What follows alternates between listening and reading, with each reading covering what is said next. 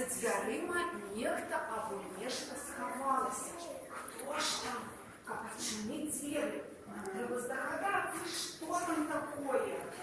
Вось тут на кожных дзвярах написана для нас подсказка. Мы ее будем хором читать и паспрабуем здагадацца, што падобна падыходзіць да гэтага прадмета або жывой істоты.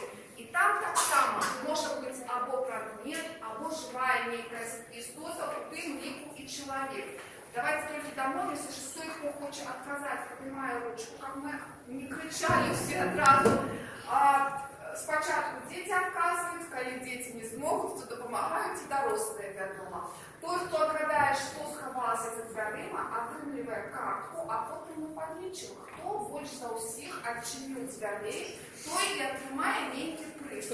І так у мене написано, хором прочитаємо. Птушка. Бачу жовту. Пустил, але ж там не птушка, нечто іншее, что связано с птушкой. Перья, Маржинка, але ж не перья, я ще думаю, ничего. Почекайте. Крылы, молодчинка, нет. Гнездо, аплодисменты, першие звери. Понимаете, будь ласка. Наступное слово, хором. Всякие. Вельми добре, покуль не, ще не. Хто почав? Так, почула. Перше сказали, здоровий, перше, молодчинки, аплодисменти. Понимаете, будь ласка, читаємо хором. Святло, у дорослих помочь. Святло, що зв'язано со словом святло? Сонце, вельми добре. Покривайте, будь ласка. Аплодисменти. Наступне слово. Море. Вода, тут другое. Вы понимаете, добре, еще. Не почула? Маяк, может быть, так еще. Корабль, конечно, покульнее еще. Медуза, молодчинка, кидать на море в седле. Речка, так, покульнее. Корабль, нет. Слушай, тоже говори, корабль. Пляж, еще. Молодчинка, як на білоруській мові, що нам каже? Хваля, так, понимаете, будь ласка, хвалю. Наступне слово ежа. Ежа, що підходить до слова ежа? Талерка, ще. Лыжка. Одразу говорю, это не посуд, не предмет. Так, я думаю, ще. Не предмет, не ежа, не посуд. Аппетит, так, добре. Ще.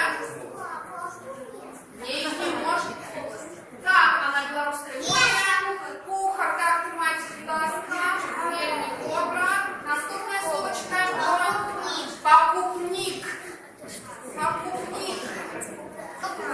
Храма ще.